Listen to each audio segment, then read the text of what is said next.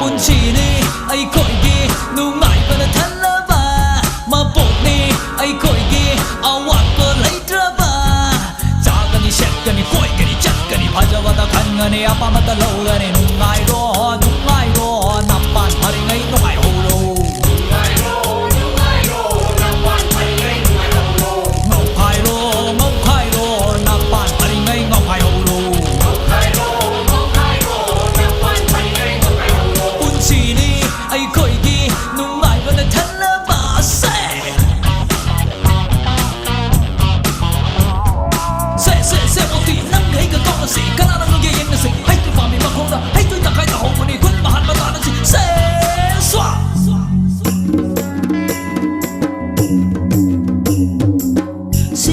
sẽ vô tình nắng gái cái câu nói gì, cái nào nắng nghe yên nói gì, hay tôi bà mi mà không đã, hay tôi đang cái ta hậu vấn đi, kun mà hàn mà ta nói gì, sẽ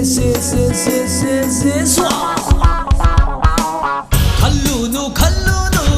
tung cái bún xì cái kalunu, waru, hay cái thôi nó waru.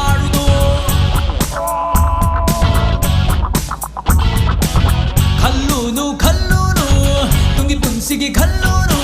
waru ayenge toy na waru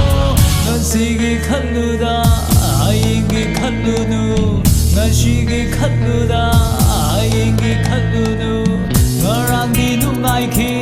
hong zik su nungai ri nungai ki ni ayeng su nungai